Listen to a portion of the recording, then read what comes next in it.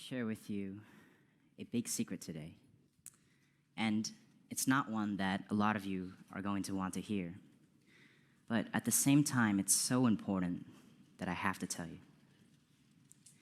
And that secret is this.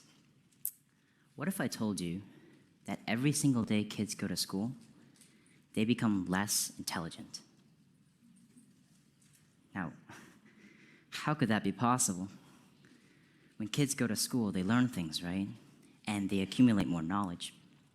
So if anything, they should be getting smarter.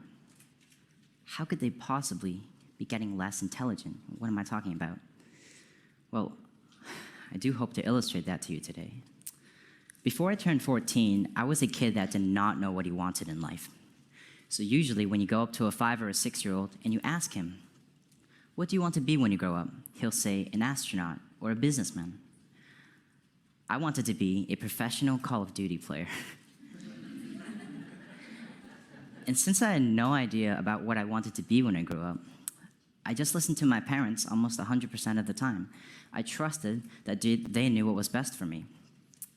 My parents wanted out of me what any typical parent would want out of their child. So go to school, keep up your grades, get out and exercise once every few years. And I was trying to do everything they asked of me, except the problem was I wasn't even that good at school. I was terrible at science, couldn't write a 5-paragraph essay if my life had depended on it. And to this day, I still think I'm the only Asian kid in the world that doesn't understand math. Like, I really do. But when I turned 14, that all changed. And I was no longer this hot air balloon floating around in space. I was now like a supersonic jet flying towards my destination at like 50,000 miles an hour, or however fast those things go. And this change all started when I received an envelope in the mail.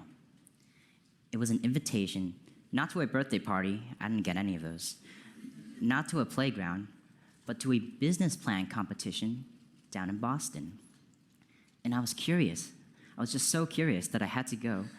And the program director explained to us that over 5 months, we would form a team, develop a business idea, and present this idea to a panel of judges who would be judging us on, how good our suits are and how good our business ideas were. And long story short, over that 5 months, I formed a team, developed an idea, and we actually ended up winning that competition and taking home a check. And that one event sparked my interest for going to more and more of these competitions. And over the next 2 years of my life, I actually went to dozens and dozens of these competitions, and I was winning almost all of them. And I realized that I liked going to them so much, not just because I liked winning them, but also because I had an unrealized passion. And that was a passion for creating things. Because the one thing that my team would do differently from our other competitors every single time was that while everyone would go up and present their idea and their PowerPoint, we would go to Home Depot, buy supplies, and actually build the idea we were talking about. And the judges were just so blown away by the fact that a bunch of teenagers could go and create things, could make prototypes and minimally viable products. And we won almost every single competition just because the judges loved that we had gone and executed. At one of these competitions, I met a short-tempered, middle-aged Polish guy named Frank. And if he's here today, I better run after this. And he came up to us, and he took a look at our prototype, and he said, "I can help you guys turn this into a real company." Think about that. Isn't that cool? We as 16-year-olds were going out into the world and creating a real hardware technology startup. And at first, we were all like, time to be Steve Jobs, let's go build Apple, dropping out of school now. But we quickly realized, it's not that easy. So don't drop out unless you're really sure you have a good idea. But we realized that the first part to building a great company is to assemble a great team. And as students, we couldn't go to bars to network. We couldn't go to networking events for adults. So we went to our school and set up this little presentation in our auditorium in which we would present our idea and hopefully kids would join our team. And we sent out an invitation to our entire school. And the first thing we noticed is that almost no one showed up. There was almost no interest. And those who did show up spread the rumor around the school. And throughout that week, we were actually mocked. We were made fun of for our ideas and for being wannabe Mark Zuckerbergs. And what's funny is, the next week after, we took the exact same presentation and did it at our elementary school, so to kids who are 5 or 6 years younger. And the response was phenomenal. These kids were throwing their lunch money at us, asking if they could buy our prototype. They were asking for our pre-money evaluation, which I know you guys know from watching Shark Tank, but it was amazing that these kids even knew terms like that existed when they were too young to even probably pronounce some of these words.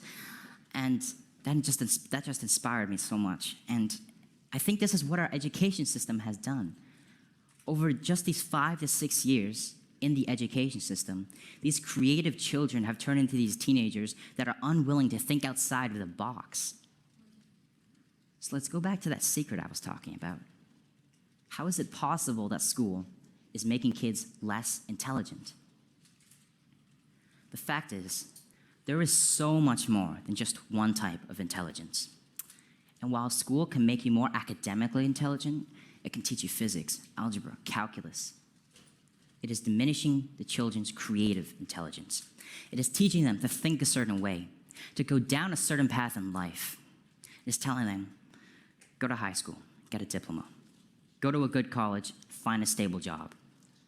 And if you don't do that, you won't be successful. And if that was true, how am I even standing here today? How did I, a straight C student, start a technology company at the age of 16? And how is my company, which was featured on the Wall Street Journal last week, doing better than some of the companies started by Harvard or Stanford graduates? It must be something that can't be measured by academic intelligence alone. So here's what I believe. Parents, teachers, educators, you have the power to influence and inspire youth. The fact is, there are way too many people out there right now who are obsessed with telling kids to go to college, to find a good job, and to be successful. There are not enough who are telling kids to explore more possibilities, to become entrepreneurs. And if there's one message that I want parents, kids, and all of you to take away from what I've said here today, it's that you can open your own doors, and that you can stray away from this conventional, limited, and narrow path that education sets us upon. You can diverge and create your own future.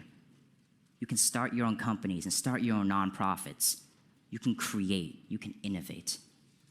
And if there's one message I want you to take away from everything I've said, it's this. No one has ever changed the world by doing what the world has told them to do. Thank you.